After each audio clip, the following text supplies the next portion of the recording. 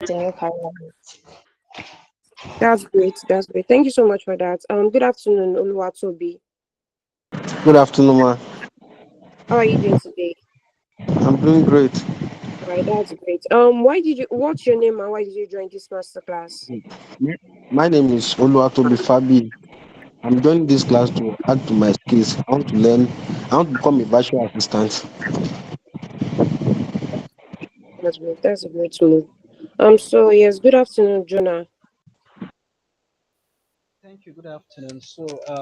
I'm in this session to understand what virtual assistance is and to also add that to my knowledge bank and see how it will help me in my current job.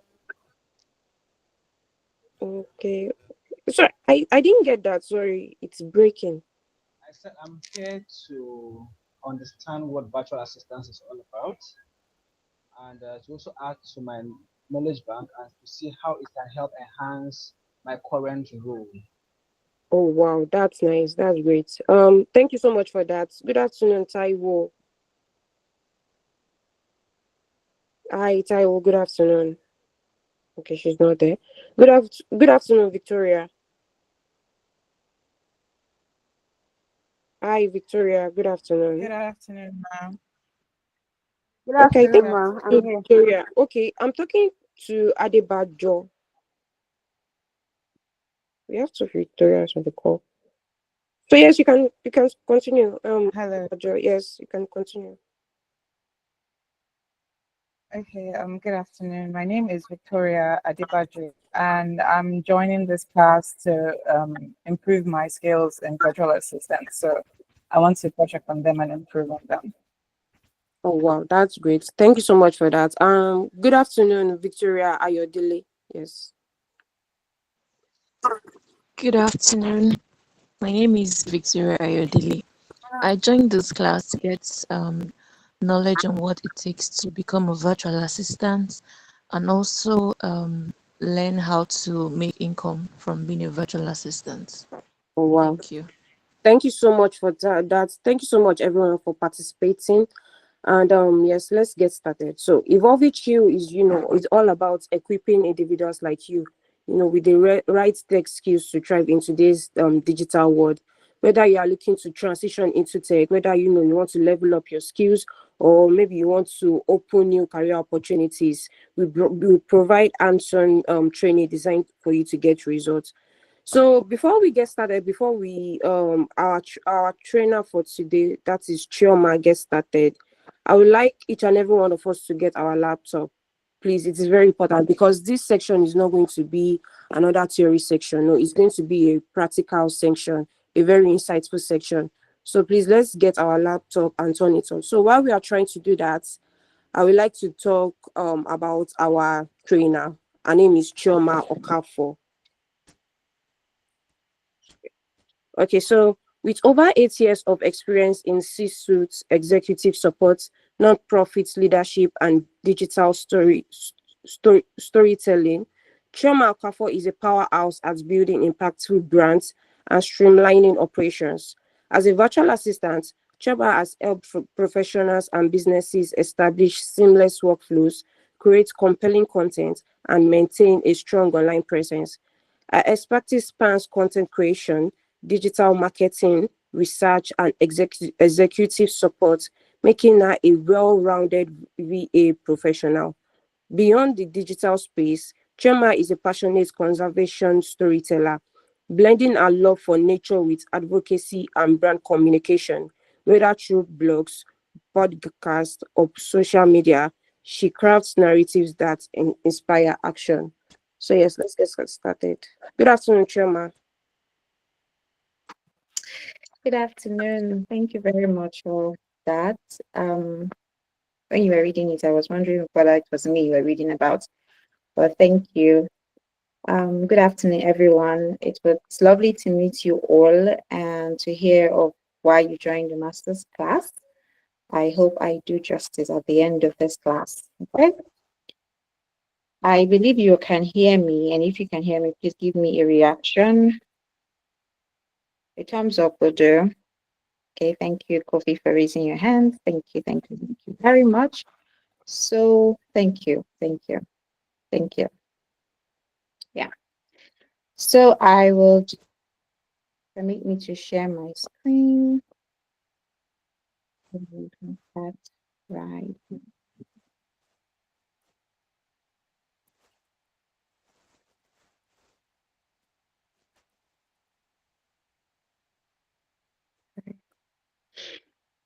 Okay.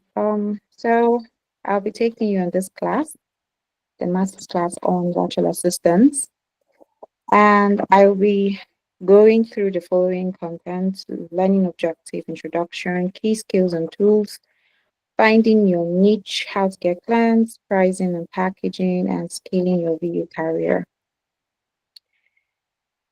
So basically, in this class, you understand what virtual assistant is all about, the scope of a VA, a virtual assistant, and learn the core skills and tools to have to become a virtual assistant, as well as explore the opportunities available for a VA.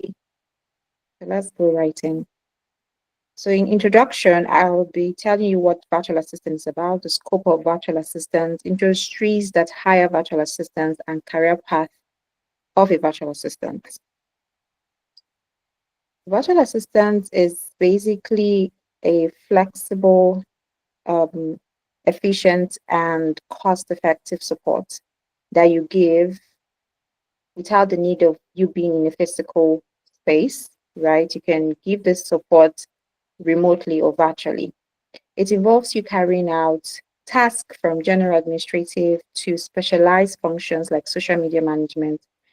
And because the workspace is becoming more remote and more virtual, virtual assistant is now becoming a very essential service that many industries tend to have virtual assistants in them. Okay. The scope of a virtual assistant varies depending on what your clients need, what industry you're working at, and your skill. And the support a virtual assistant gives can be categorized in three areas. Virtual assistant provide administrative support, virtual assistant provide technical support as well as creative support. And under administrative support, we have email and calendar management.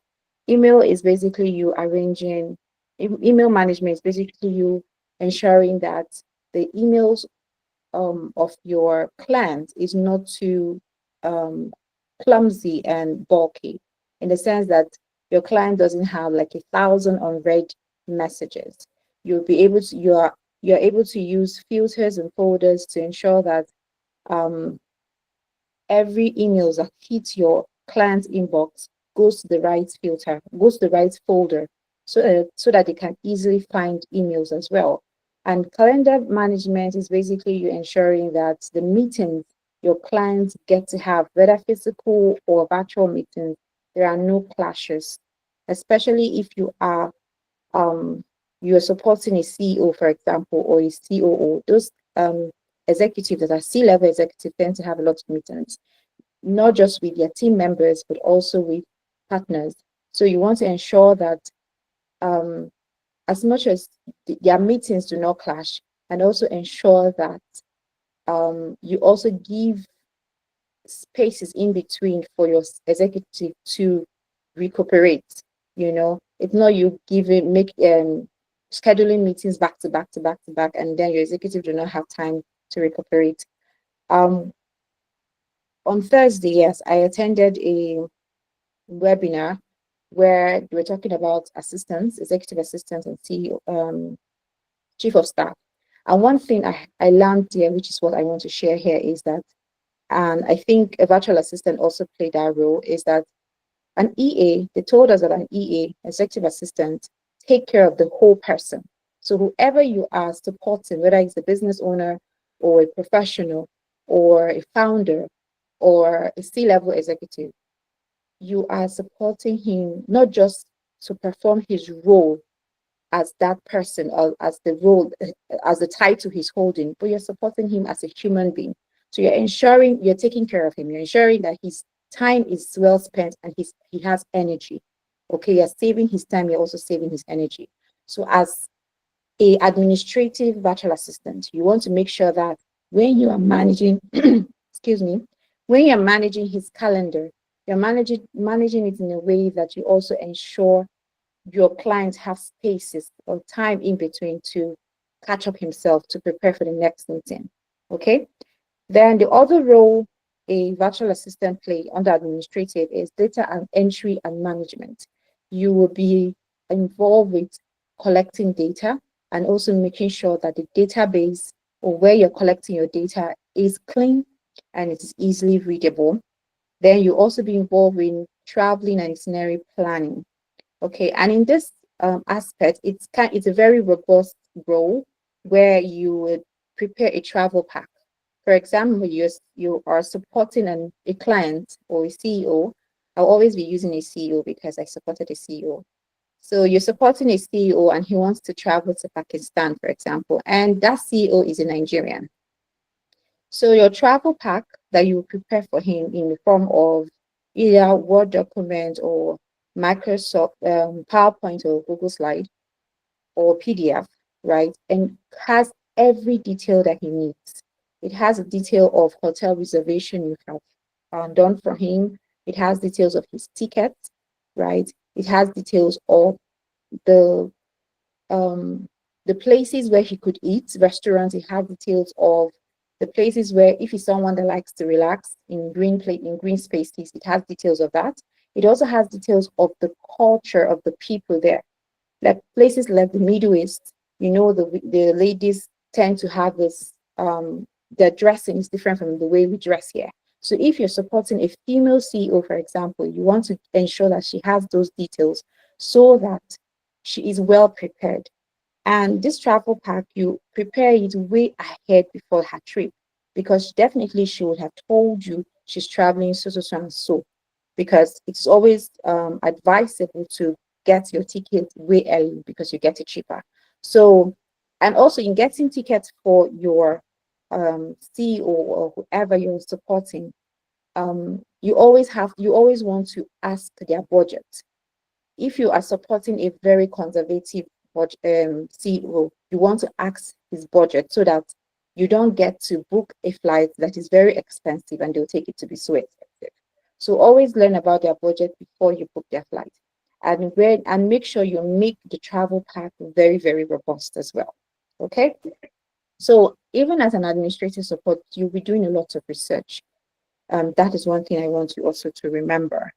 Then on the technical support, as a tech virtual assistant, you would be involved in troubleshooting minor tech issues, such as like incorrect password or incorrect login names, or probably browser issues, something like that.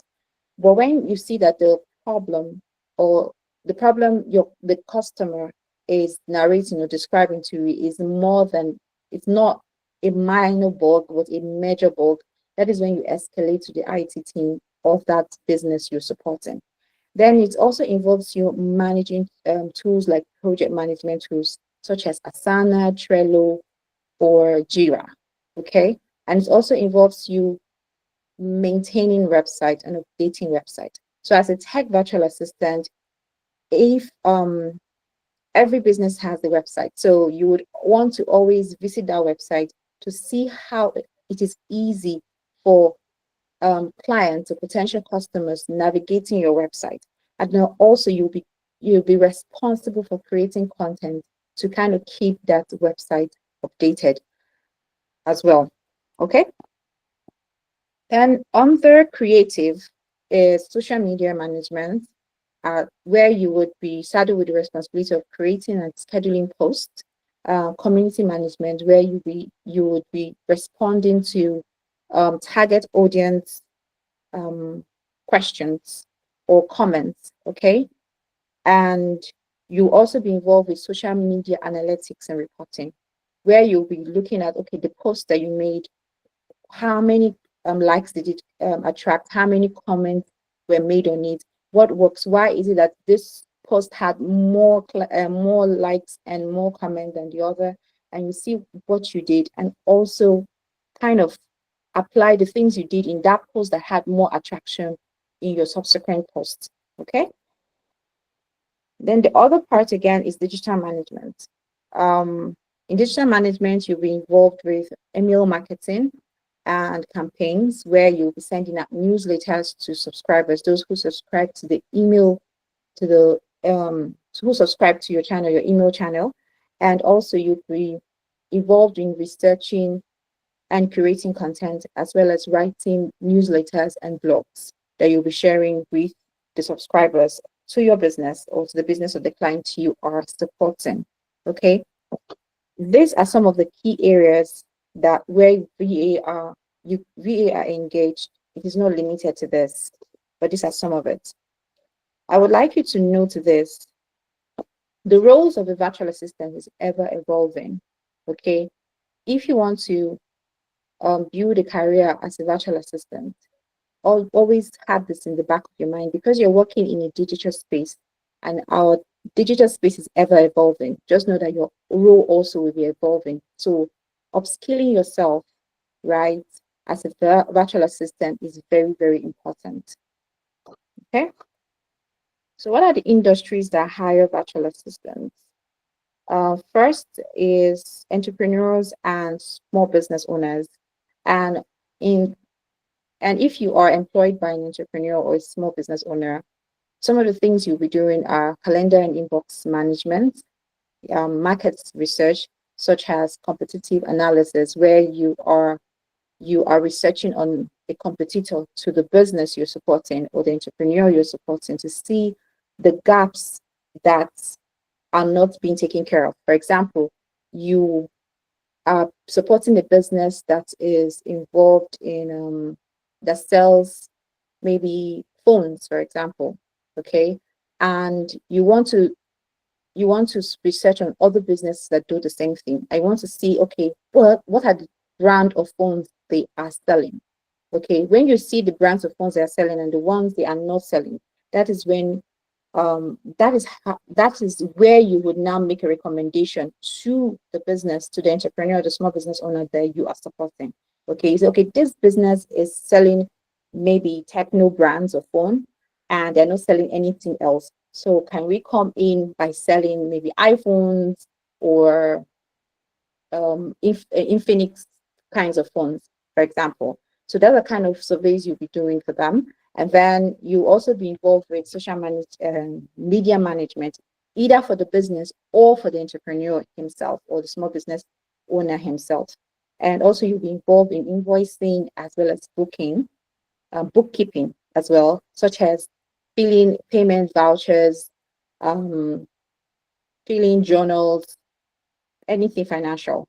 Okay. Then another industry where virtual assistants are being hired is the e-commerce and retail, where you'll be managing product listing. You'll also be managing the order filling and tracking. So you can help clients to fill their order as well as also track their order. And also you will be saddled with the responsibility of customer service via chat and email, okay, as well as responding to online reviews. Okay. Then the next is real estate.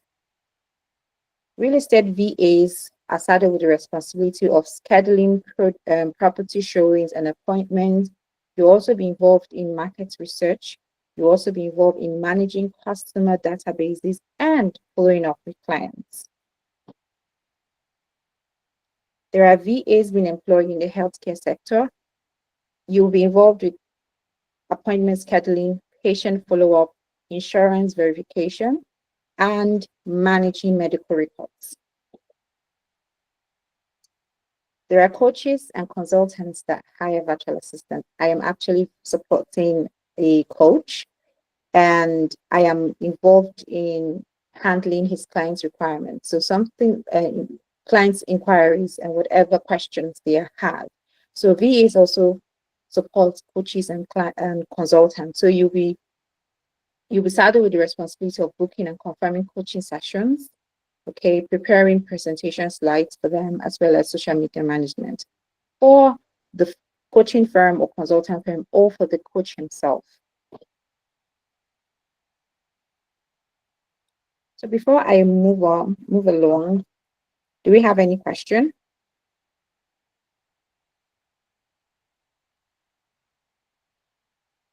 If you understood to this moment, could you give me a reaction, please?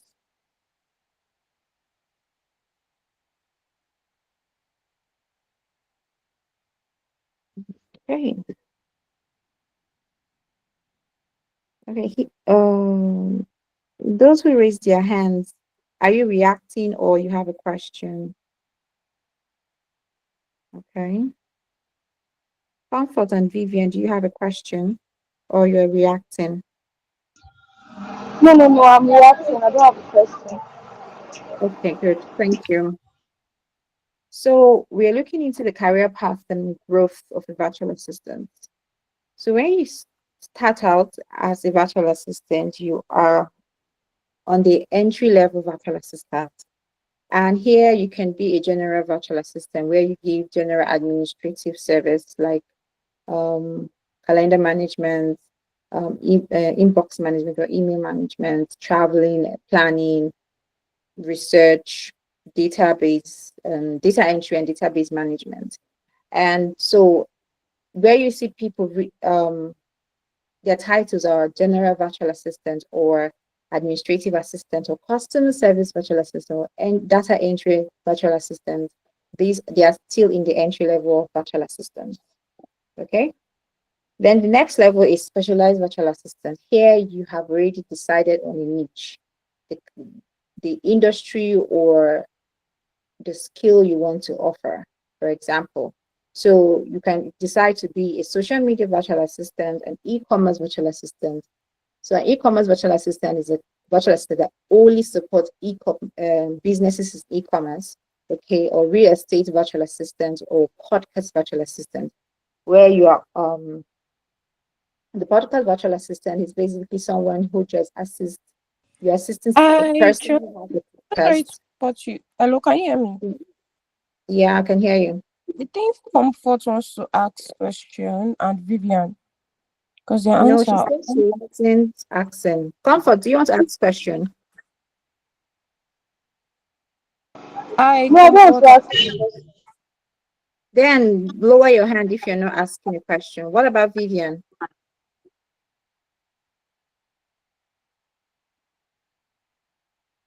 Vivian, are you there?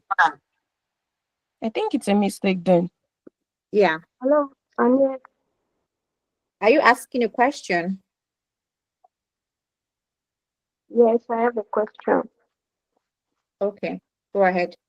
My question is, how do we get how do we get a CEO that we work for? I didn't get you. Your line is breaking. If you cannot, I can't hear you. Can you write your Yeah, can you hear me? question? Can you write it in the message Okay. box? Okay. Did you hear me?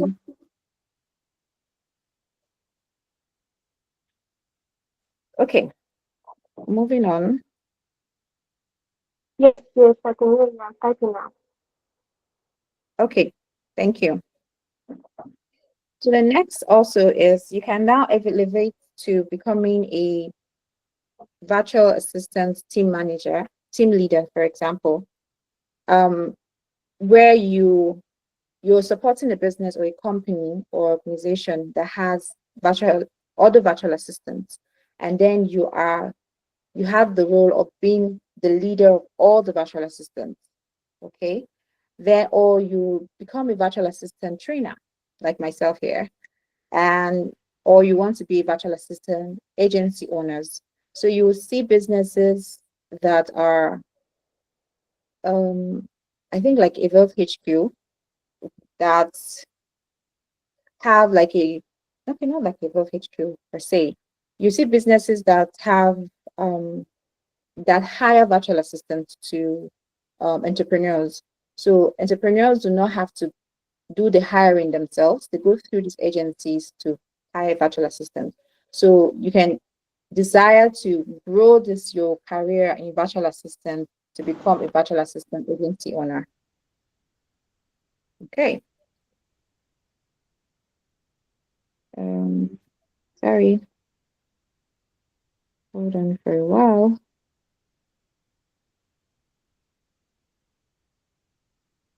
Has she written the question?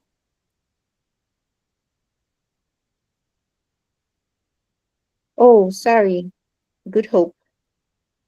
Said I'm being fast. Okay, I will take it slow now.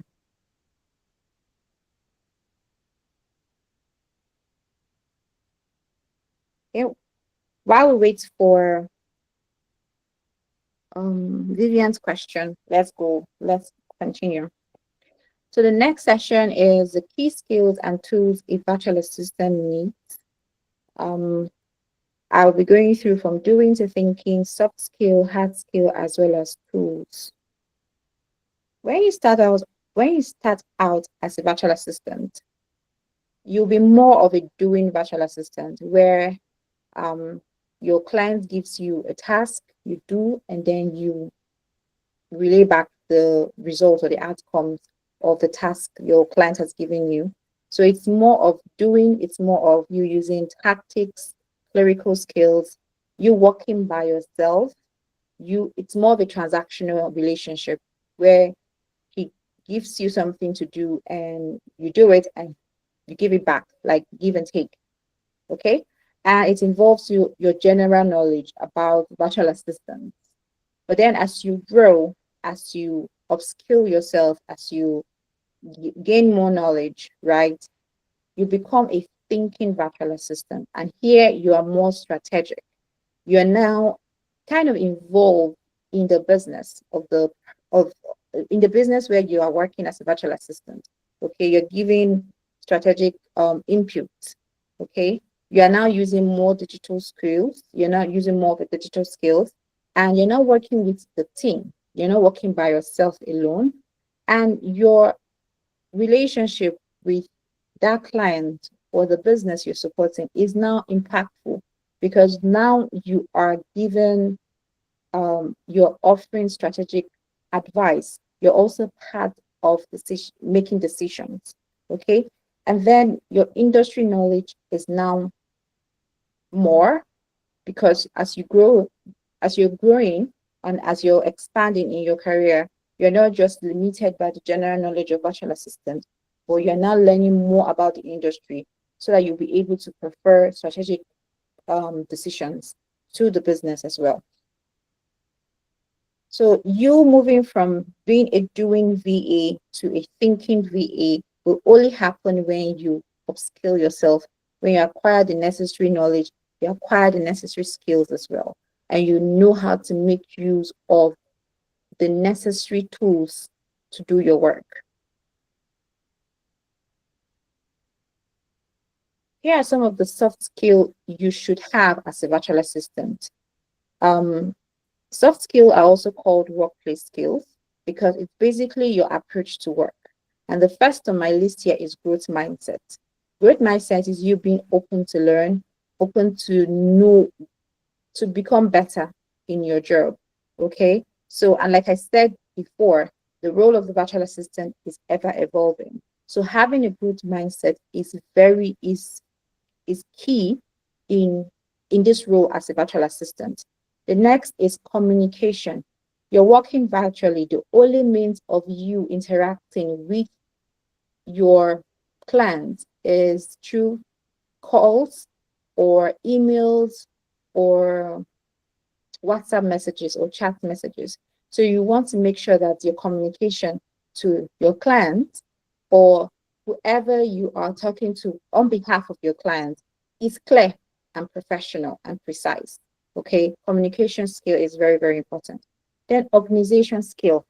The major goal why people, business owners, founders, professionals employ a virtual assistant is because they want to save time. They want to also save energy. So if you're a virtual assistant that have low organization skills, you will not be helping the person you're supporting. So your organization skill as a virtual assistant has to be top notch. The next is confidentiality and discretion. You're a virtual assistant, you are not a chatterbox. So you have to learn to keep things to yourself. Even if you have the urge to tell it, you being a virtual assistant, you have to build that capacity to keep quiet. You always pick and share information where your client tells you, okay, share this information I have given you to this so person. Okay.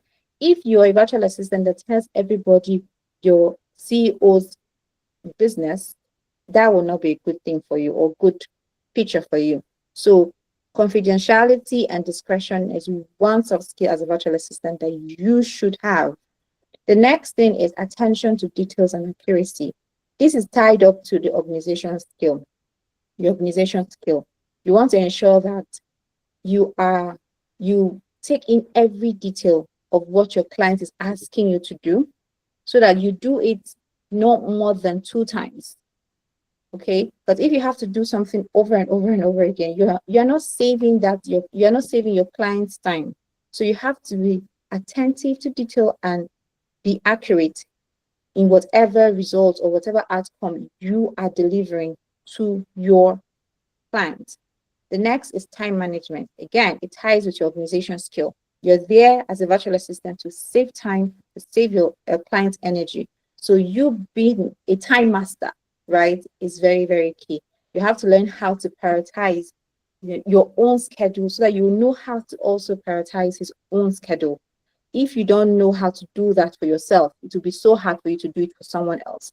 So mastering time management is very key as a virtual assistant. Then the next thing is anticipating your client needs.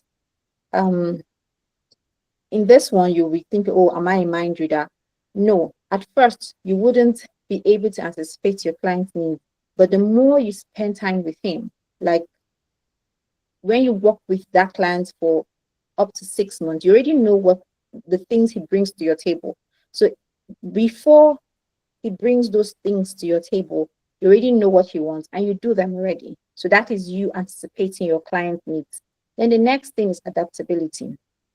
As a virtual assistant, you have to learn to adapt to the work style of your clients, especially if you are going to start off as a freelance virtual assistant, where you are not just working for one person, you're working for several persons, like maybe several clients or 2 to 3 clients, for example. And everybody has their different work style.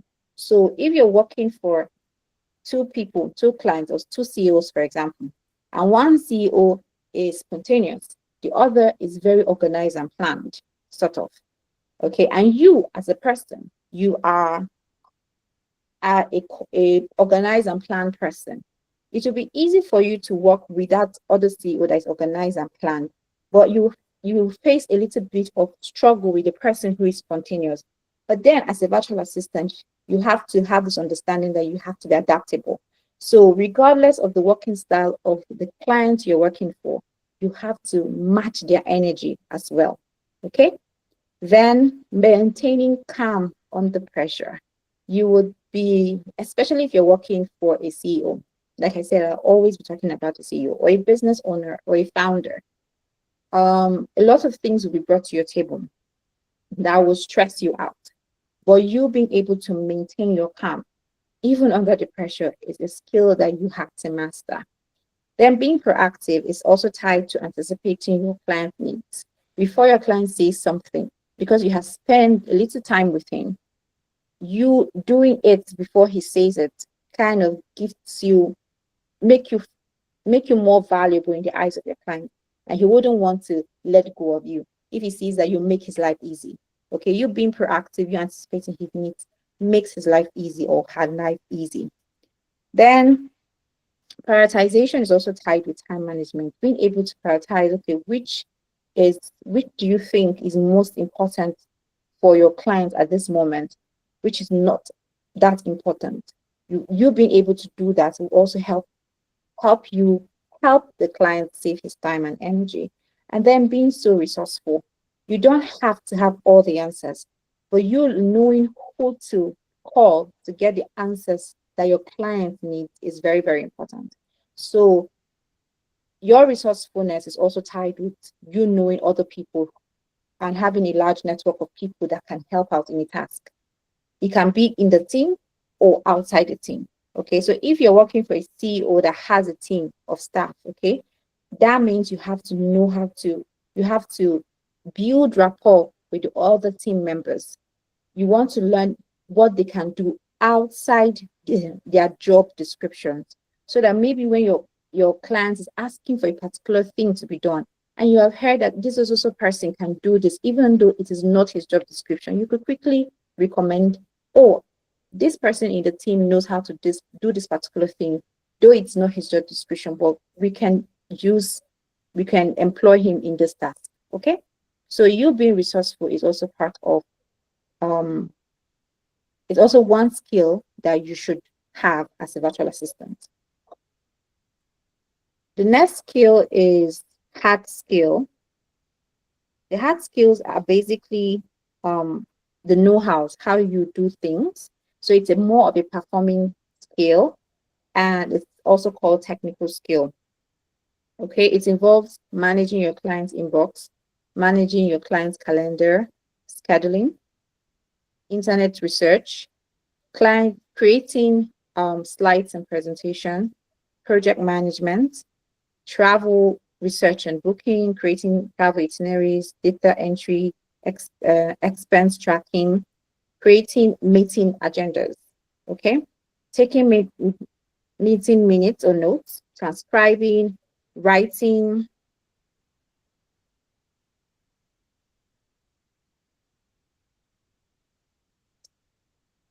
Sorry, hold on, please.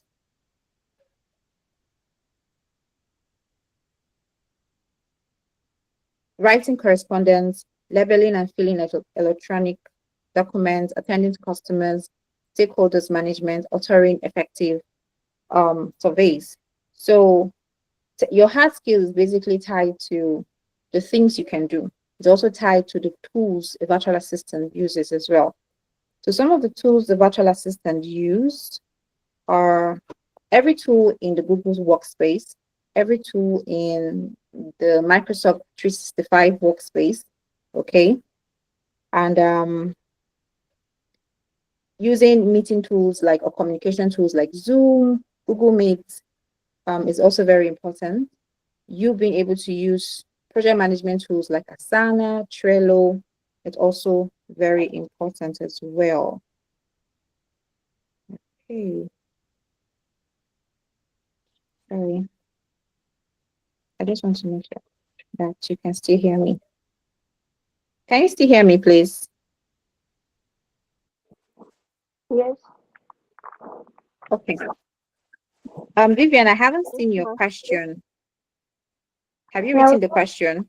I'll drop it now. The network to that one. Okay. No problem. Let me go back. Okay, thank you. I just wanted to make sure that you can still hear me. So those are the those are the tools you would be using as a virtual assistant. Even more, okay, this is not an exhaustive list. There are more tools, like in project management, there are tools like Notion, Monday, okay, including Asana, Trello, and Jira. So here I would like to hear from you. Which of the skills and tools do you think you're excellent at?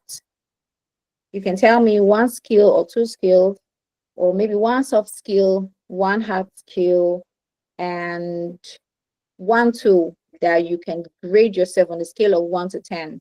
You can say 10. I can give myself 9 or 10-ish score.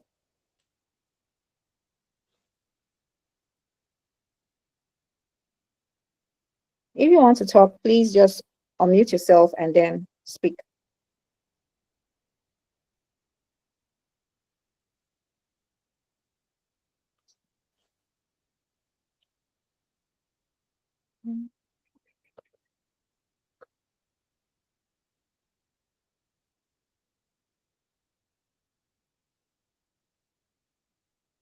I hope I'm not the only one that is speaking here.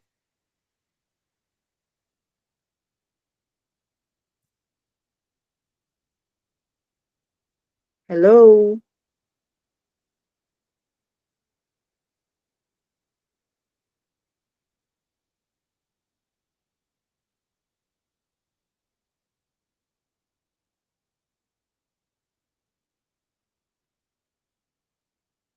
Hello.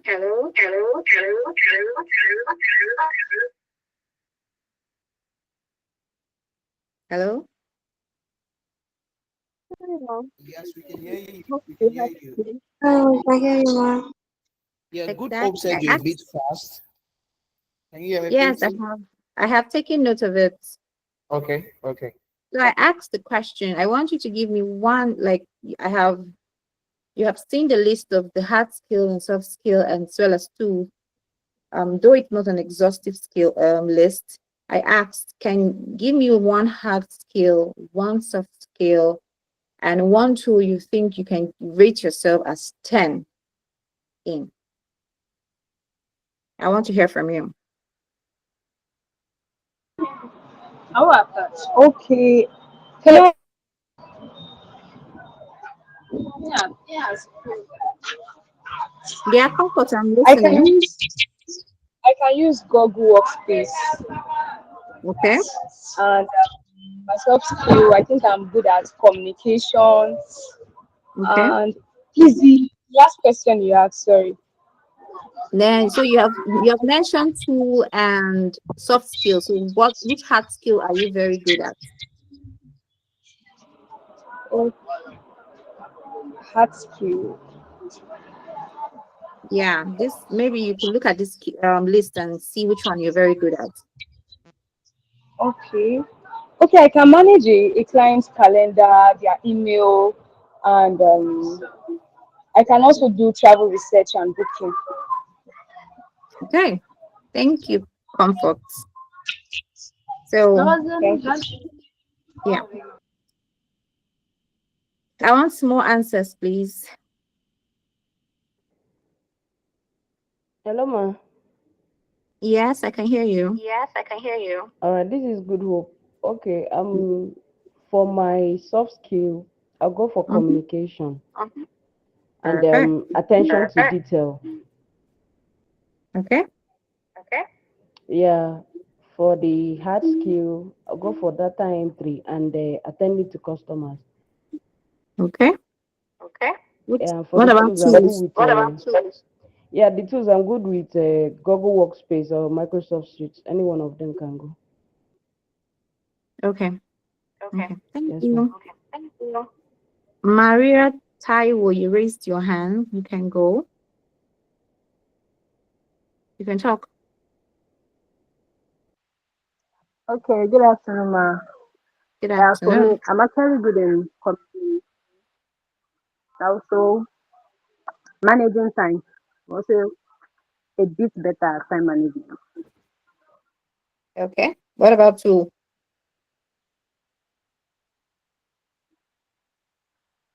You did not mention Yeah, the I'm not tool. really good. Okay, Yeah, okay. I'm No not good problem. at those. That's fine. Okay, no problem. Okay. Victoria Adebajo, you can go now. You can tell us. You can speak. Okay. Hi. My name is Hi. Victoria Departure. Soft skills I'm good in. I'm very good at problem solving and creativity. Okay. So I'm very quick to think of Mm-hmm. solutions to any problems that I'm having at the moment. And for hard skills, I have skills in customer service. So this also links into platforms that I can use. Like I'm good with CRMs. I've also worked as a social media manager, so I have that as well as a skill. I think that's Mm-hmm. it. For social media management, I could give myself as good as a 9. And for Okay. customer service as well, I could give myself like a 10 on that. Like I'm really good at that. Perfect.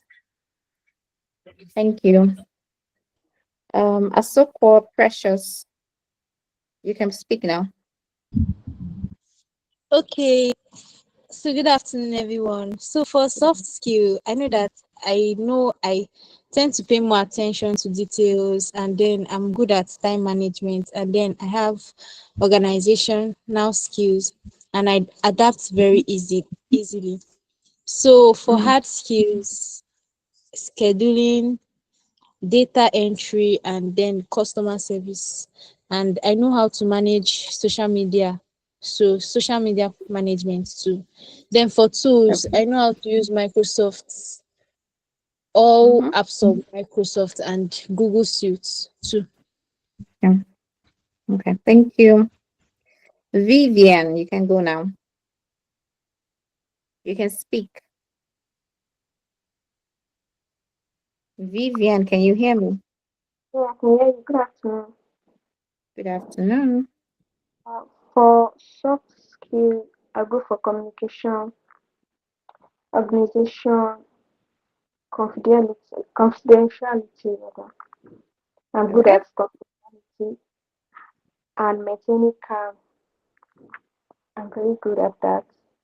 My art skills, internet research, I'm good at it. And traveling research and booking, I'm good at that as well. Okay. And for tools, I'm good at Microsoft Word, Excel, PowerPoint, Google Meet, and Google Fonts. That's all. I'm good at. Okay. Okay. Thank you so much for your answers.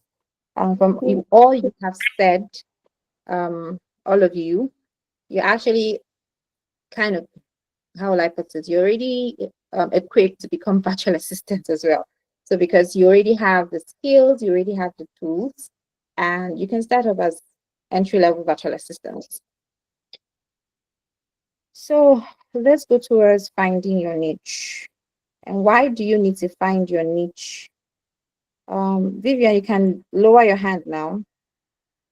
Why do you need to find your niche in virtual assistants? Many new assistants, virtual assistants, start off as generalists, okay?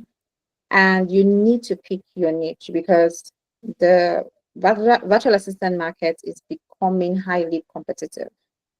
And if you seek to work with clients that pay premium prices or pay premium price, yeah, you want to really find your niche. You want to niche out.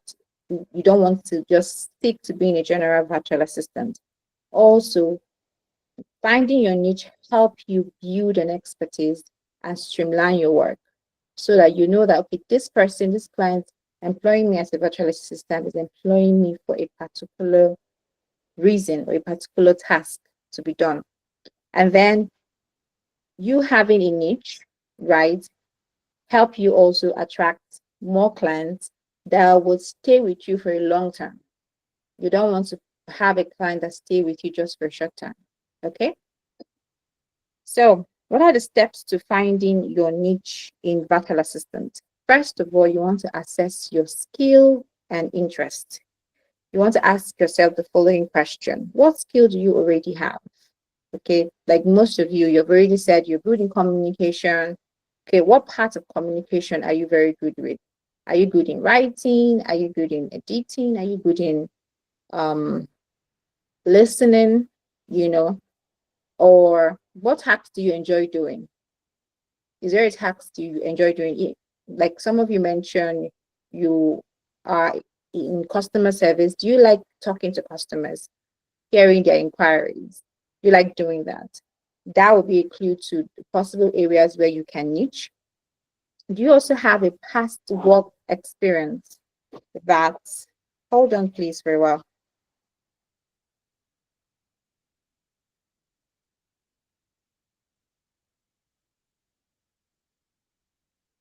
Hi everyone. So while we're waiting for I sent a message I sent a message to the chat section. So for those that are interested in moving forward with the training, you can check the chat section and read more and learn more about the training. So I sent a message there so you can join the class group. And not just that, we are also offering you an amazing discount. Our training fee is 50,000 naira, but currently we are saying for you joining this call you'll be paying 40,000 naira instead of 50,000 naira. Yeah, so we are saying you'll be paying 40,000 naira instead of 50,000 naira. There's a timeline to this.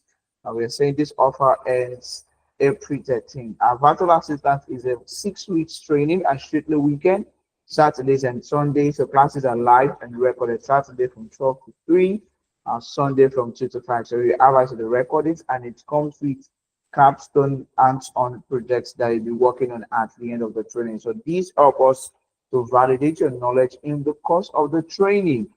Yes, and we also been able to collate some exercise. We will also be able to collect some internship tasks that you're working on. So when you're going to meet recruiter at the end of the virtual assistant training, you are not just going to meet recruiter with 1 or 2 projects. You're going to meet recruiter with like up to 5 to 6 projects that you've worked on at Evolve HQ. So what would I advise? I would advise you to check the in-chat section right now and read about it, and try to claim the discount opportunity. And this discount, currently we are also even offering, we also say you can even still pay it twice in a month. We are saying you can pay this twice in a month. So please check the in-chat section. I will wait for Chioma to be back. I think she's back. Yes, Yeah. I'm back. Sorry for Thank that. you. Yeah. So please check the in-chat section and join the class group. Once you click, it takes you to the class group. And if you're interested in learning more about the training, you can search for evolvehq.co. So I will still address us when we are done with today's section. Thank you. And over to you, please. Yeah. So in assessing your skill and interest, you want to also ask yourself what past work experience aligns with the specific industry you are interested in. Okay. So you ask yourself, what skill do you already have? What tasks do you enjoy doing? And what past working experience that aligns with the specific industry you want to go into? Okay. So the next step is that you want to identify the in-demand VA niche. And here are some of the in-demand VA niches: social media virtual assistant, e-commerce virtual assistant, real estate, tech virtual assistant, as well as creative virtual assistant. So under creative virtual assistant, like content writing, like blogging, like email management, okay, or anything under the digital marketing. So you want, and how can you find out which niche is in demand? That is the next step. You carrying out a research on the market demand of that niche you're looking at. So where you can find the results or the data you're looking for is you can go to LinkedIn jobs. So the jobs under virtual assistants, okay, you go to jobs and you type social media management virtual assistant, and there you will see the number of job applications or adverts, that are there. So if there are more than being social media virtual assistant are being asked for, so maybe that will give you an idea of where you want to niche out. You can also check out freelancing platforms like Upwork, Fiverr, so you can see which area, which niche in virtual assistant is being asked for. Okay. Then the next thing is, after you have assessed yourself, you have chosen the in-demand niche, you have also done a research, and you have decided which you want to do. For example, you want to become a social media manager virtual assistant. You would want to test that niche to gain experience. So, and part of you doing that is offering either a free or discounted services to a few clients for a specific period of time. This is because you want to use this experience to build your portfolio as well as also refine your skills. Okay, so that when you start applying for jobs, you have the portfolio ready and you can easily get these jobs. Okay, so I will always advise, in testing out your niche, you want to giving free or discounted is up to your discretion, but you want to give like a period of time, not just give it for 1 week. you may not get enough experience that you need. I would advise you give like three to 4 weeks so you can gain enough experience. Okay. Then how do you get clients for yourself as a virtual assistant? Either as a new or experienced virtual assistant, you need a strategy to attract clients to yourself. First, you want to identify your ideal client. And in identifying your ideal client, you want to identify or decide which industry you want to work for. Do you want to work with business owners? Do you want to work with only coaches and consultants? Do you want to work in a real estate industry, or do you want to work in e-commerce for an e-commerce company or a tech company, for example? So you identifying your ideal client is very, very important. Good hope I'm not talking so fast. Good hope. Is she here?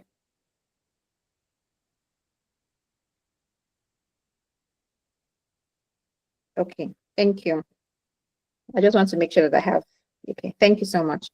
So you want to identify your ideal clients, knowing the persons or the clients you want to support will also help you in your search for that client. So if you decide that you want to be a virtual assistant that supports C-level executive, for example, that means you want to in your job search, you're looking for any role that's attached to a C-level executive. So identifying that is very key. Then you optimize your online presence. One of the things I know that a lot of virtual assistants take for granted is their online presence. Okay, either on LinkedIn or Facebook or wherever social media platform you are selling yourself, even on your website. So optimize your online presence.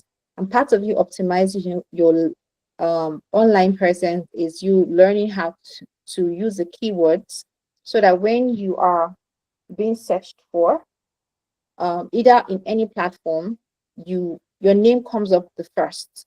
Okay, so there are tips for example, if you want to sell yourself in LinkedIn, where a lot of people go there, people are on LinkedIn because they want to get clients, and there are tips to doing that on LinkedIn that you can easily Google. Just make sure that, for example, if you're optimizing your presence on LinkedIn, you want to make sure that you're using a very good photograph.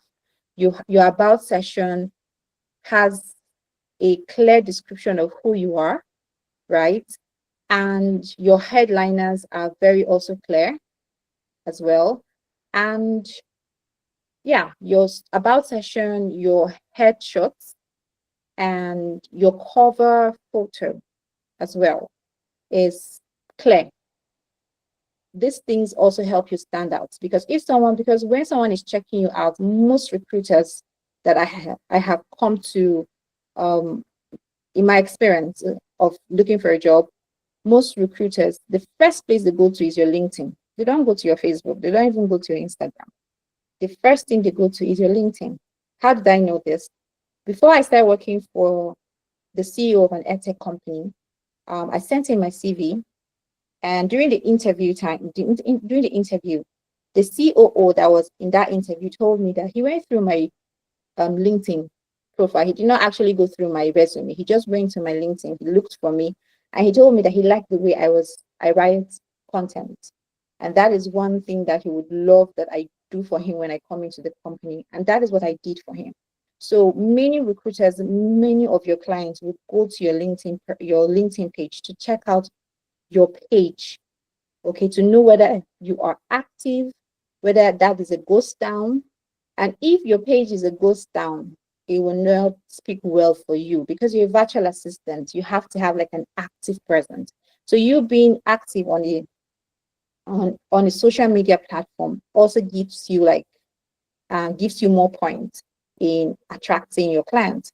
Then the next thing you want to do is network and outreach. You can network through your friends. You can use your friends, your family you can tell them, okay, I'm a virtual assistant. I am offering these services. Can you help spread the word with your friends. Okay, that is your friends and family now doing the outreach for you, using word of mouth to advertise your skill, to advertise your services as well as a virtual assistant. And then the other thing of getting, another point of getting your clients is offering free and discounted gigs to gain experience. When I started out as a virtual assistant, I offered 1 week to 1 month free services. And till today, those people I offered, they keep coming back to me and asking for my services. But now they ask and they pay. They don't, I don't give them for free anymore. So they now pay. So one way of you getting a client is you look at your network of people that you have right now. Who do you think need a virtual assistant? Many people need a virtual assistant, but you don't know. So because you have like a close relationship with them, like you know the level of their work, you look at what they do. So when you're offering your free services, you're offering it from a place of knowledge, because you know, for example, you have a CEO in your network and you see, and he's always maybe telling you how much he has a lot to do, and yet he's not achieving them. That is your leeway, okay, of entering in as a virtual assistant for him. You could just ask him, okay, can I help you manage this and this and this for you so that you can concentrate on this and this and this? And when he sees that you're now making his life so easy, okay, he would employ you immediately, because everybody wants an easy life. Everybody wants to do their work easily. So offering free and discounted gigs also help you gain experience, and also help you also attract clients yourself. Then when you get your clients, make sure you keep them happy, because it will help you for a long time. Okay. Even if you do not work for that client for a long time, because you made sure that whatever was given to you, the tax you've delivered very well. Okay, that person, that client of yours will always talk about you. Like, he will always talk about you. And that way you also attract clients to yourself, because you already made that client your ambassador. Using word of mouth will using word of mouth advertising, he will attract more clients to you. I hope this is clear. If you have any question, you can ask now before we move on.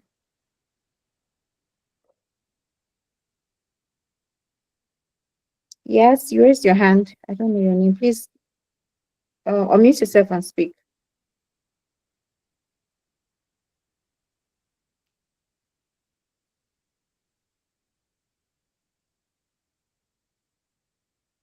I can't pronounce your name. Oh, please, can you just unmute yourself and speak? If you're speaking, I can't hear you because you're muted.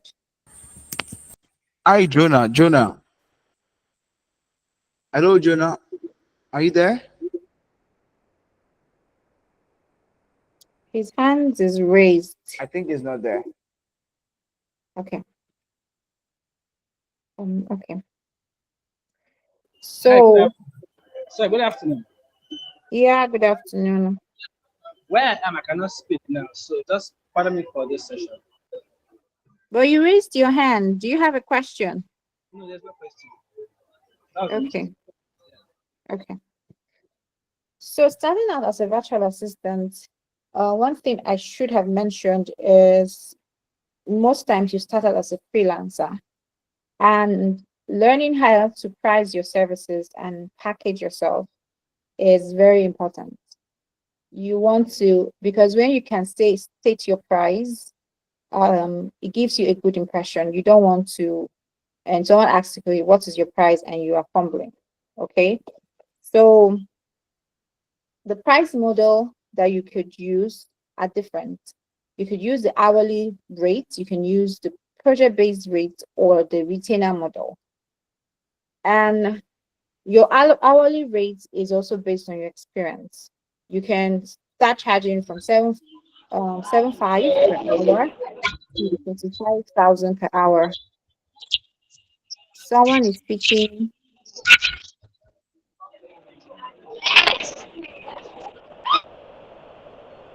Victor, do you want to speak? Okay. Then the project base is more like a flat rate you give for a specific task. So if someone employs you to manage or set up their social media platform, you could give a specific task, specific flat rate of this amount. And based on how you want the payment to be done is also based on you and the clients, your agreement. Then there's a retainer model.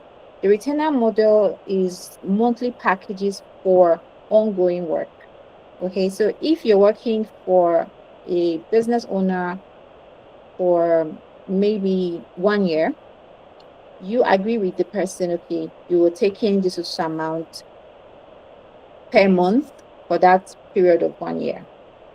So you can price yourself hourly or project based or retainer.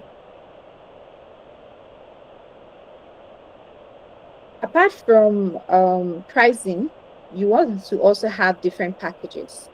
I know most of you must have seen it. You see a virtual assistant advertising her services in packages like in hourly or tax based. So you see something like social media starter, for example, that is a tax based package. What that person is saying is that she can help you start up your social media management for this amount of money. Okay. And then you see hourly packages like basic, standard, premium. And you would see also attached to each of this category the number of hours of a specific task that VA is offering. So for example, this VA is offering basic admin work. Okay, so 10 hours of admin work, she's going to accept 90,000 per month. So any business owner that wants to employ this virtual assistant, for example, knows that for 1 month, for that virtual assistant to do 10 hours of admin work, you have to pay her 90,000. If you now want 20 hours of admin work plus other kind of priority support, that person would now move to standard, which is 180 per month.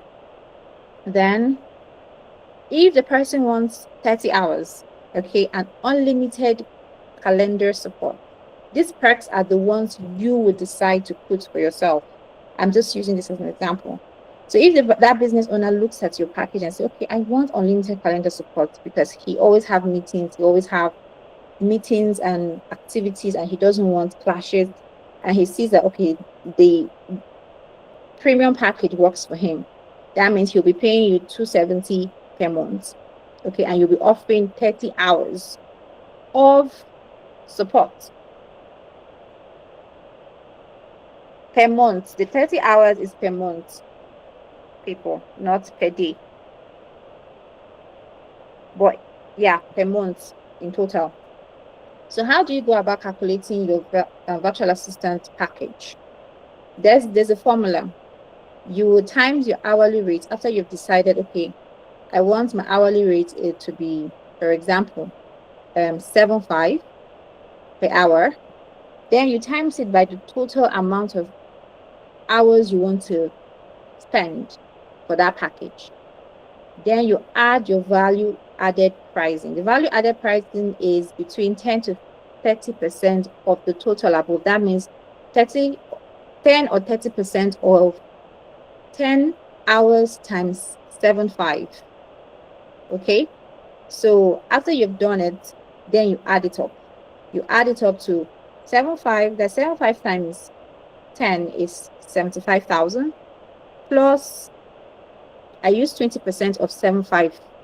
That gave me 90,000. So you use this formula to calculate for all the other packages as well. Is this understood?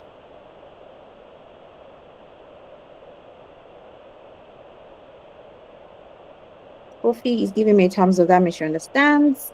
So I would like us to do like a class work. Okay, good. So now I want you to pick. Now imagine that you've already gone through the training and you now already decided, okay, I want to do my packaging. Okay, so I want you to use this formula quickly. I'm going to give you guys 10 minutes. I want you to use this formula, create your own packages per hour.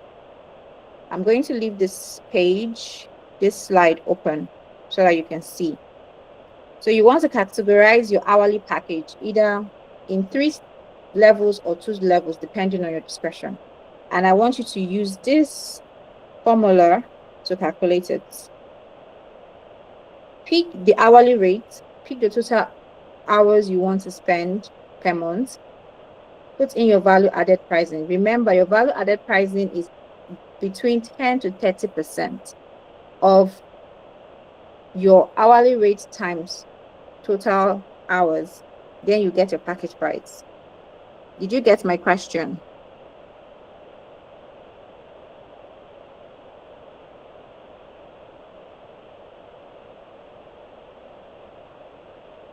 Okay, good hope. I want you to come up with your hourly package as a virtual assistant. Now imagine that you're a virtual assistant already, you're a virtual assistant.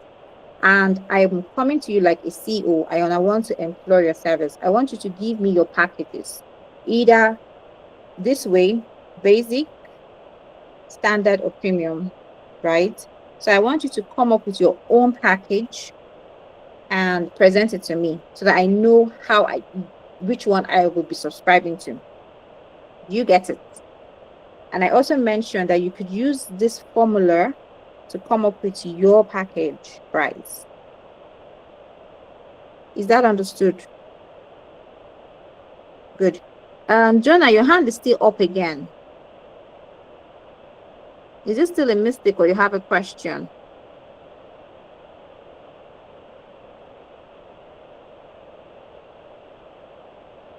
Hello, Jonah.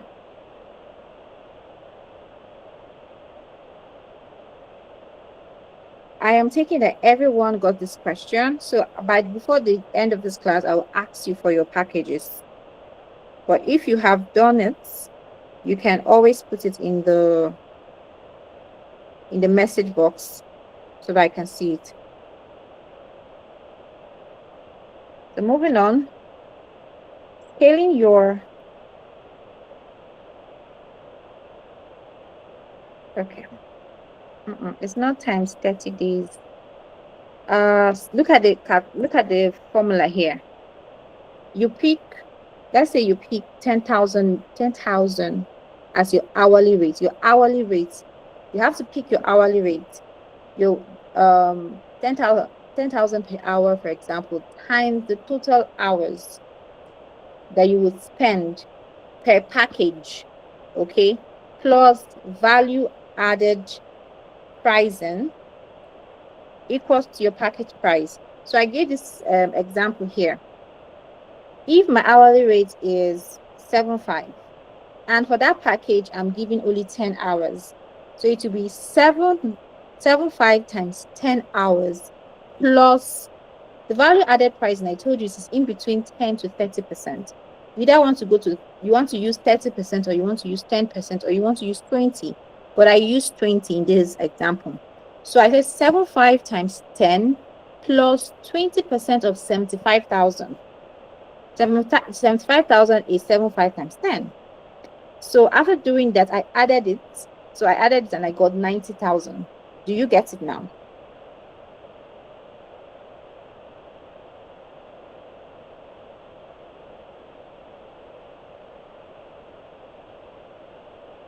The total hours per that package that you're giving. So you're giving different packages, blessing. You're giving different packages. So the first package maybe is basic, it has 10 hours, for example. The second package is 20 hours. The third package is 30 hours. Okay. So the total package, the total hours is per package, not per day or per month.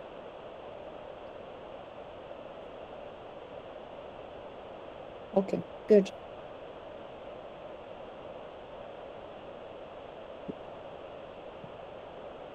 Okay, Victoria, please go ahead. You have a question. Yes, please. So I wanted to ask, since the packages are based on hourly rates, would it now be at the discretion of the employer to say when the hours are going to be? Like, do they get to decide the hours that they get to use your services, or it's just at once you get this amount of hours at once? Okay. So you have already pricing yourself per package is you kind of telling, it's part of your selling, the way you sell yourself. But then when you get a client, for example, let's say that this is your package, Victoria, basic, standard, and premium, okay? And I meet you and I say, okay, Victoria, I need your service for admin work, because probably I don't have too much admin work, right? But still I need a virtual assistant. So, and I look at your packages and I say, okay, I think I want to go for the basic. That means in a month, you're going to give me 10 hours. So now it is not up to me and you to decide how you will split that 10 hours in a month. Or, yeah, split it in a month. Yeah, because that is how it is. The prices you're getting is 90,000. I'll be paying you 90,000 per month. So I will now say, okay, for every, for 9 to 5 employees, they work 40 hours per week, isn't it? So I can decide that in a week, you work for me once, right? And I can now split that 10 hours in a week. So 10 times 4,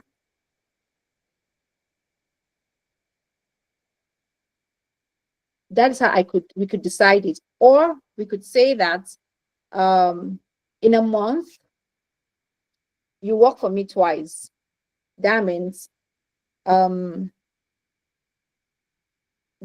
days. We'll decide on 2 days that you would work for me. For those 2 days, you work 5 hours each. Do you get it? But your package gives your client the number of hours they can employ you. But then when they have decided on the package they want to go with for you, then you and that client will now decide how to divide the time in a month. Is that clear? Victoria, is that clear? Yeah, go ahead. Let's say a scenario now in which someone employs me with the basic hourly package, right? Yeah. And they give me a task. Let's say 2 days now for 5 hours, as you said. And by the second day, 5 hours is not enough exactly for me to complete said task. What is the best course of action, especially maybe as someone who is a starting VA, for example? Now, do you leave it like that? Do you try to convince them to, get another plan? If they refuse to do that, do you still go ahead and complete the task for them, or you leave it as is? Okay, if I get you right, you said, okay, the client employs you for the basic package, right? And you're supposed to give in 10 hours of your time for that task, isn't it? But you gave 5 hours. Is that your question? No, basically, this person basically employed me for the basic hourly package. Yeah. We split it for 5 hours in 2 days. Yeah. So the first day, the 5 hours were utilized and I did the task. But by the second day, the 5 hours were not enough for the new task that he gave me to do. By the time the 5 hours have elapsed, I am not done with the task yet. So what is the best course of action in that kind of scenario? You'll go back to the client and tell him, okay, this is what has happened.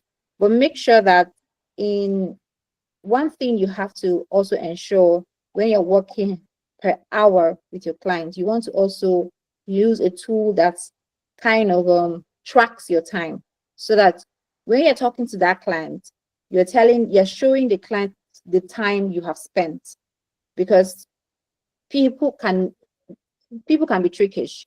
So there are tools like Toogle and Clockify that you can use to track your time. As soon as you start the task, using Clockify, for example, you now click on it, like you have set it up on the Clockify, and you now activate that button. And as you're working and you exceed that amount of time, Clockify, with Clockify, you can kind of download your time tracking sheet. So you send this time tracking sheet and send it to the client. So if maybe you were carried away by doing the task and you exceeded the 10 hours, for example, you'd send this sheet to your clients and say, okay, this is the amount of time I have spent. I have spent more than 10 hours there. You have subscribed to. Do you want me to continue this task for you, or I will stop here? Okay. So if the client now say, okay, he wants you to continue, then you now have to ask the client, does he want to upgrade to standard, which is the next package that you have, which is 20 hours. Okay. And then if he agrees, then you go ahead. But if he doesn't agree, then you stop and you get paid. Hopefully. Okay, thank you. But please, can you reiterate the name of the application you mentioned? I couldn't get it. Clockify or Togo. Okay, thank you. You're welcome. Okay, so let's move on because we'll soon get to 5 o'clock. So scaling your VA, virtual assistant career. Many people who started as a virtual assistant, most people started as a job, they just want to get a job. But there are people who get into virtual assistant and they want to build a career out of it. Okay. And you scaling your virtual assistant involves you building your personal brand. Okay. One thing you should know as a virtual assistant is you are your own brand. And also your name is your brand as a virtual assistant. Until you get to that point where you now have an agency, then that is your brand, whatever name you come up with. But until then, you are your brand. You, as a virtual assistant, you are your brand. So your personal brand is the product. Personal brand is the product of individual visibility or reputation as perceived by others. Simply, your brand is how other people perceive you. So how you show up online or whatever platform you are promoting yourself is your brand. How people begin to perceive you as is your brand. Okay, when people read your profile, what they perceive from your profile is your brand. And you would want to give up a brand that shows that, okay, I am a virtual assistant in this specific area if you have already niched out. Okay, then personal branding is basically the set of activities you do to increase your visibility as well as improve your reputation.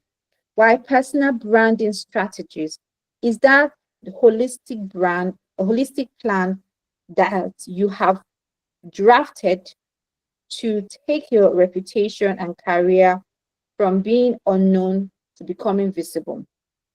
Okay, so basically, you see people use personal branding strategy like interwovenly, like interchangeably, yeah. But then they are not the same thing. Your personal brand is you, yourself, how people perceive you, how people perceive the things you do, how people perceive your reputation. Then your personal branding is what you now do to improve yourself, improve your brand.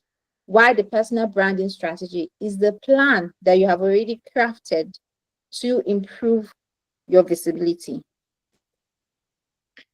So as you are building yourself as a virtual assistant, building that personal brand as a virtual assistant, you want to ask yourself this following question. What are your top 3 strengths?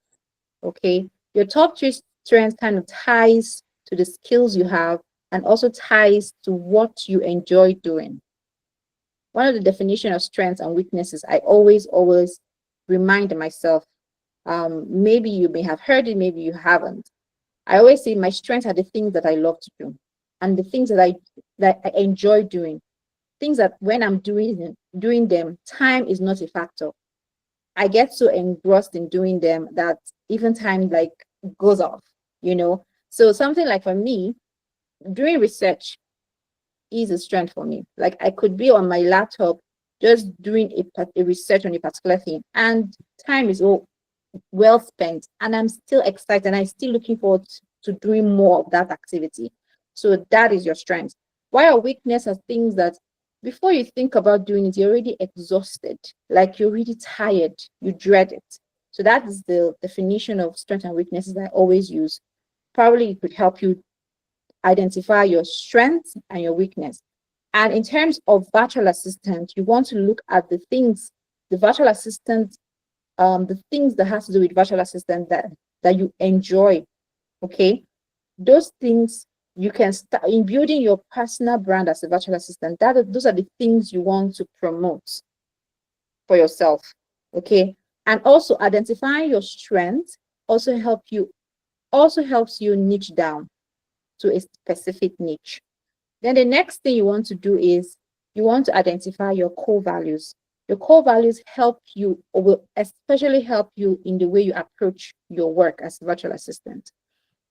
Okay, so for me, my core values are 3 R's. I call them my 3 R's. The first is relationship, the second is resilience, and the third is results driven.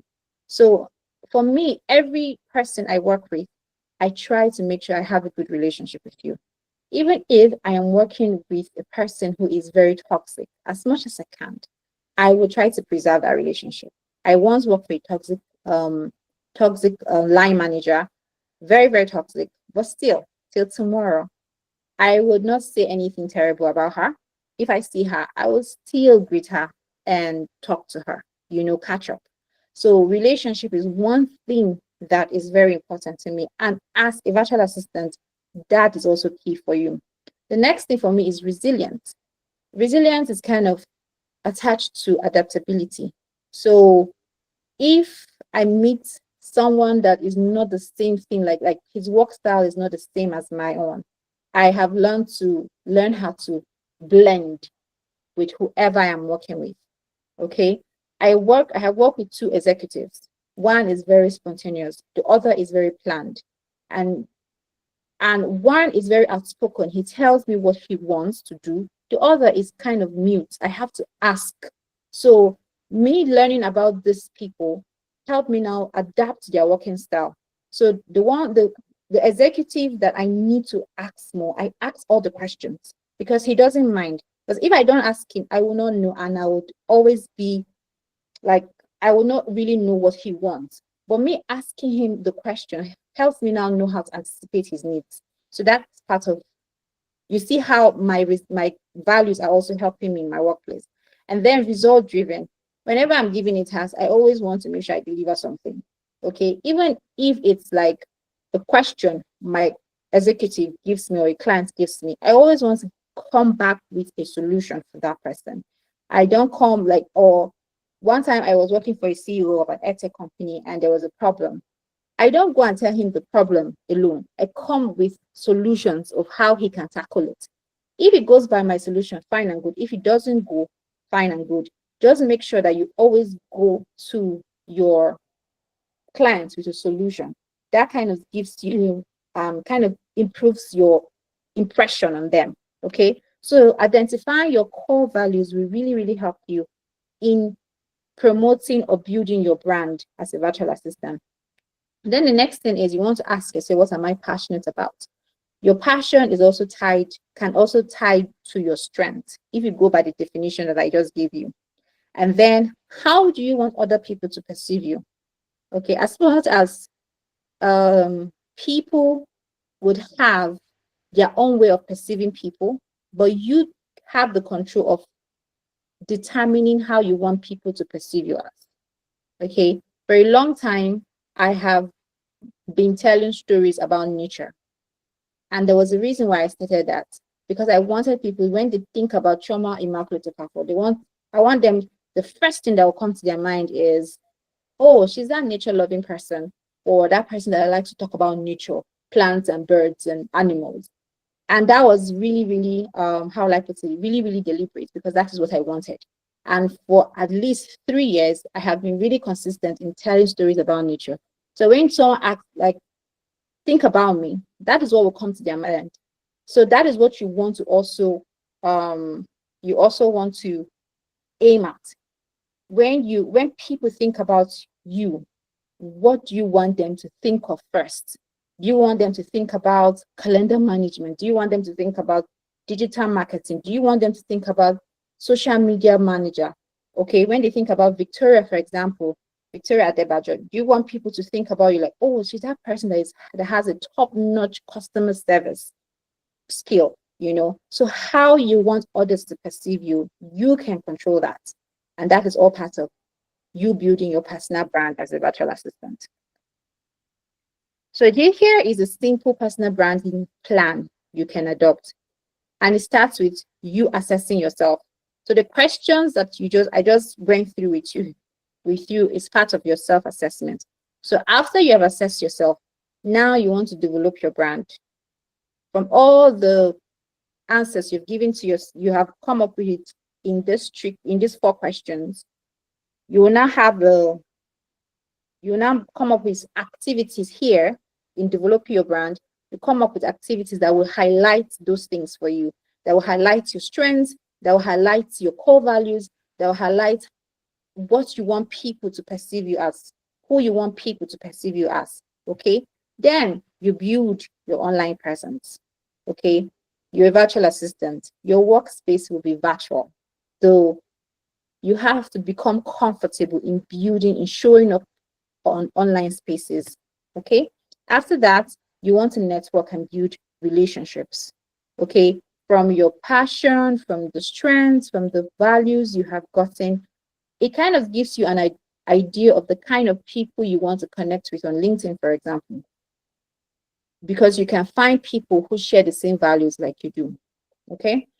Though they would say network with people in your own workspace, like network with other virtual assistants, definitely.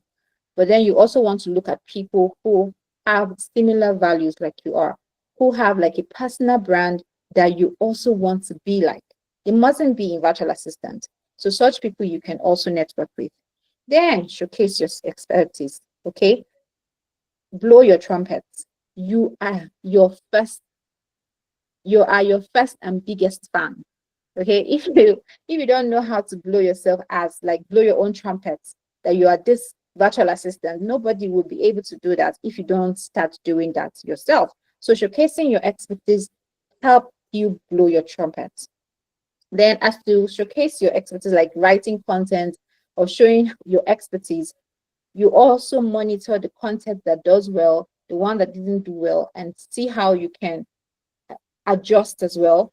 Adjust the content you're dishing out, that is expressing your expertise, because you want to make the best out of every platform that you're using. And then still go back to assessing yourself, okay? After 6 months, for example, after you have taken this, you have answered these questions, these 4 questions, for example, in 6 months' time, you want to ask yourself again, okay, do I still hold by these core values? I always do that myself. I use 3 to 6 months to assess myself. Do I still go by relationship, resilient, and result driven? And if that sticks, I said, fine. I still do that. I still do the same thing that I'm doing to promote myself. And I still monitor my the content I bring out to see which one works and which doesn't work.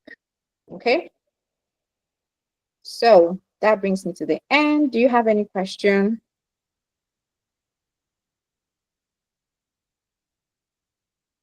Okay, before you ask any question,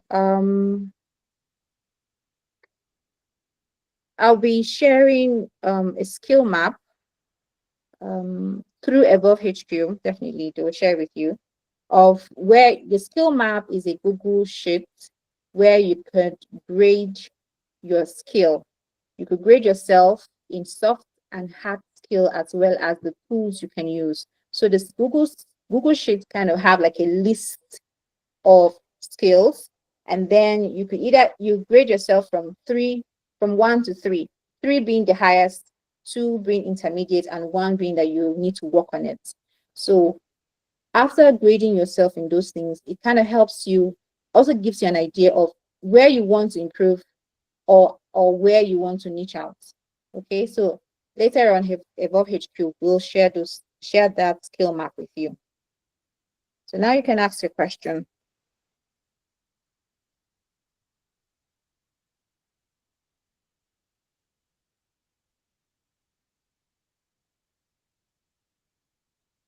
Any question? Is anyone raising their hand? You can unmute yourself and speak.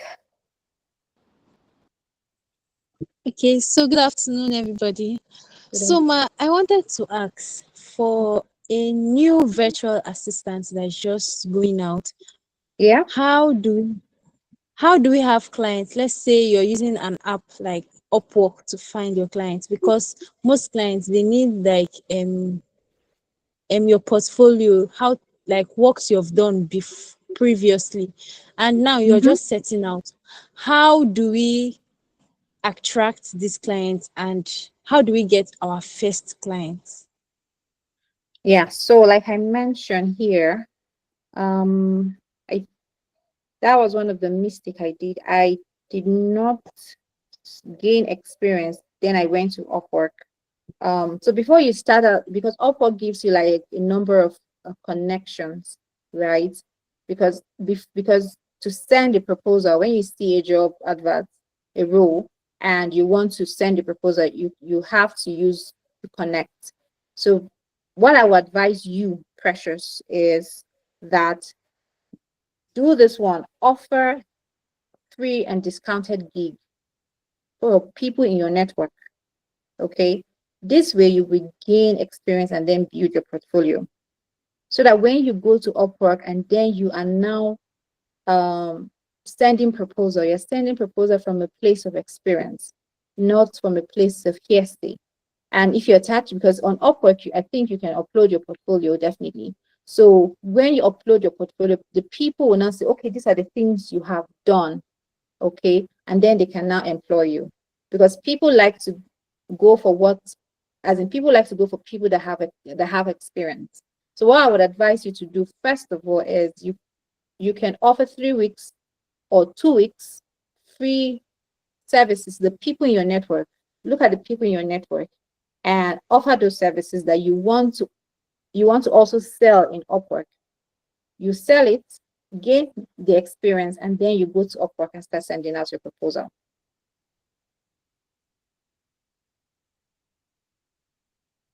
Is that understood, Precious? Yes, ma. Thank you so much, ma. You're welcome.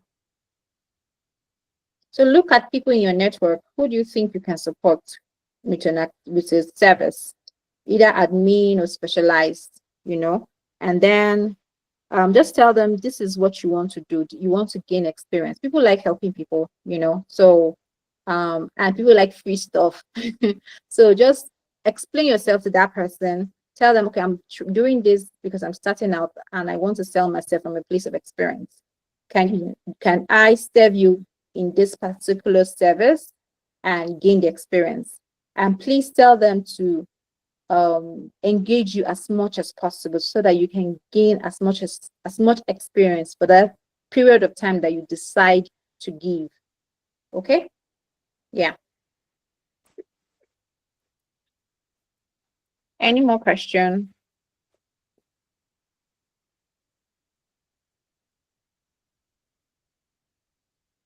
Ask a question. Please let us ask a question. Comfort, Copy, Rita, Victoria, Toy, Tosin. Do we have any question for?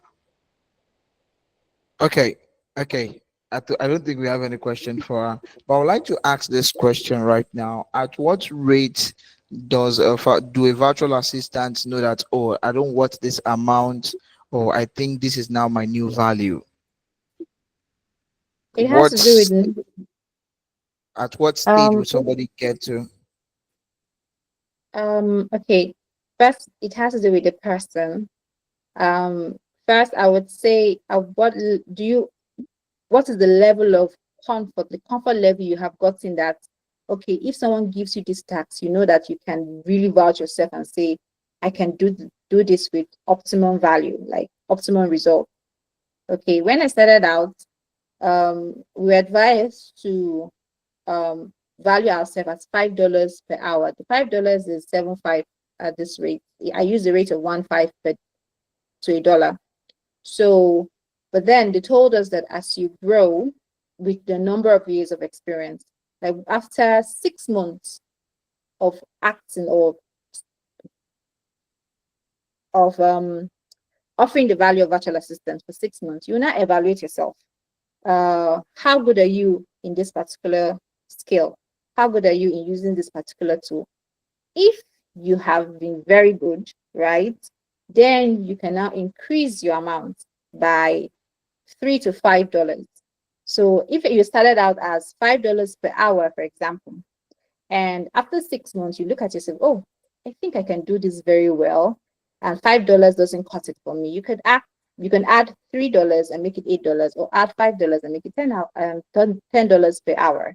Okay. So then after another 6 months, you evaluate yourself again. Some people use 6 months, some people use 1 year.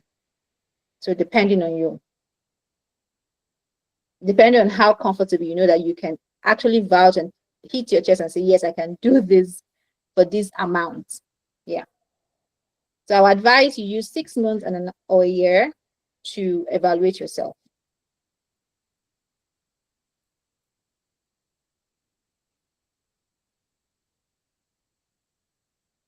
Alfred, did I answer your question? Yes, yes, you did. Yes, you did. So, do we have any question for our please before I address and we'll call it a wrap for today? Hello, do we have any question for her? Well, someone like Victoria, I know she has customer service skill. Hi, Victoria. Yeah, I know she has, like, from her introduction. Do you mean Victoria Adebajo, right? Victoria Adebajo, yeah. Victoria, do you have any question for her? No, I'm just wanting to use her as an example. I have the Okay. impression that she's very good with customer service. So if she wants to start off like a virtual assistant now, and she wants to niche down as a customer service virtual assistant, okay, because she already have that experience, she will not start out with $5 per hour. No, she can start up from as high as $20 per hour or $30 per hour, because she already has the experience already. And she already have a portfolio that can back that as well. Yeah, that's what I just wanted to add. Okay, I think that's it. Yeah, thank you very much for that. Okay, thank you everyone for joining this section. It has been a great and interesting section. Before I tell you more about the HQ virtual assistant training, please can we appreciate our lead trainer? Can we appreciate her using our stickers, our emoji? This has been an insightful and a very, very great section, sharing from our wealth of knowledge. I know a lot of you were wondering who is this person when Bukumi, my colleague, was reading through our profile. We just had to cut it short there, but it's a lot. It's a lot. Yeah. So she has worked at top level regards to virtual assistant and executive assistant. So we are honored to have you here, man. So a quick word, Evolve HQ is currently offering each and everyone on the call an amazing discount opportunity and our training, our assistant training, it's hands-on practical intensive that is starting next month. And that's something we'd like you to be part of. So for everyone that is on the call right now, we're offering you an amazing discount. A lot of things that she has mentioned are part of those things you'll be learning in the course of the training. It's a 5 to 6 weeks training, strictly, yeah, strictly hands-on practical intensive. We'll do majorly practical, so you get your hands dirty and you'll be able to build portfolio. You would have a lot of things to show recruiters. So you're not just going to meet recruiters to say, okay, I want to work regards to this. you're going to meet recruiter with portfolio and what you've been able to work on over time. So currently, we're offering you an amazing discount opportunity. It's a 50,000 naira training, but currently we are saying, oh, for joining our masterclass, joining the group, pay 40,000 naira instead of pay 50,000 naira. And this payment can also be made in 2 installments. Yeah, and we have a timeline for this offer. Once it is after April 13, we're going to go back to offer 10%. So right now, we are offering you a huge percent. We're saying pay 40,000 naira instead of paying 50,000 naira. This payment can also be done twice. Twice can also be done twice. So after April 13, you'll be paying 45,000. We can only give 10% discount. So this is the training curriculum breakdown. A lot of things that you'll be learning. Technical proficiency, we had a section last year that somebody got an opportunity. This person got an opportunity as a product management person. So, and I asked this person a question regards to evolve a virtual assistant training. What helped you, or what was the outstanding point for you? And she said, Alfred, the project management section we had, technical section we had during the virtual assistant training was what made me outstanding, was what made me understanding, because as a product manager we have to use a lot of tools, and in the course of the training you'll be able to use a lot of tools, and not just that, you get your hands dirty. Yeah, so what I'm saying is that there is assignment, there is classwork, there is capstone project you'll be working on in the course of the training, and this helps to validate your knowledge, giving you a holistic brief to say work on this brief and you'll be presenting to us. So that helps us to validate your level of knowledge. Yes, and at the end of the training, we've been able to collect a 6-week stack you'll be working on. So meaning you'll be able to, there's a class for personal branding where you'll be working on your CV revamping, your LinkedIn optimization, and how to build a portfolio for yourself. So there you can showcase your work. At the end of the training, you'll be able to have some portfolio, some things you've worked on, that is during the training. Rather than at the end of the training, we have a 6 weeks internship scheme where we'll be giving you a different brief to work on in the course of the training. The brief across board, hospitality sector, the healthcare sector, the tech sector, which you'll be working on individually, and you'll be adding these to your portfolio. So the goal is, when you're going to meet recruiters, you're not going to say, I'm a beginner. You're going to meet recruiters to say, these are what I have worked on. Check my portfolio, check what I've worked on, and you must be able to defend what you've been able to work on. And we at Evolve HQ are also registered in the UK right now, so it makes this outstanding and outstanding for you. Yeah, so a lot of things, technical proficiency, finding opportunity and upskilling, a lot of things, and a lot of this time management. So at the end of the training, you can work as virtual assistant, administrative assistant, executive virtual assistant, executive assistant, and you can also work in the digital marketing sector. You can also work in the digital marketing sector because you're doing about social, you're doing about email, you're doing about content, but you only learn about ads. Yes, you learn about ads. So for other sectors like customer service, customer support, you can also work in this sector and be able to be proficient, also being able to negotiate and the last. And there's also a part of the curriculum that covers it's artificial intelligence, which is also key to what you'll be doing in the course of the training. So if you're looking forward to join the training, check the in chat section, just drop the message, not quite long. Click on that message, then it takes you to the class group. Then on Monday or Tuesday, then we'll call you, learn more about you, and tell you how the training will benefit you. So I look forward to seeing you in class, and I look forward to welcoming you on board. So before we go right now, Chioma, what's your parting word? Or before Chioma gives us a parting word, do we have any question for me, please? Okay, no question. Okay, Chioma, over to you, please. Okay, simply, I just want to say that the workspace is becoming very digital. So if you want to remain very relevant in the career you have chosen, even if it is virtual assistant or anything, you want to acquire a digital skill, and virtual assistance kind of gives you that avenue to acquire more digital skill. Yeah. Because if you remember on one of my slides, I said that the journey of anybody in virtual assistant starts from doing and thinking. And when you get to the level of thinking, you now have more digital skill. And that is where the future of workspace is going to. So my parting word is have an open mind, adopt a growth mindset, and upskill yourself. Thank you.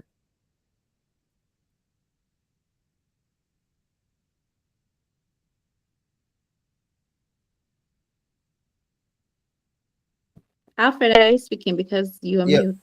Thank you, everyone, and see you in class. Bye. Bye. Bye. Yeah, you get us to the recording via mail, and if I don't have your mail, I'm going to send it to the group. Yeah, bye, everyone.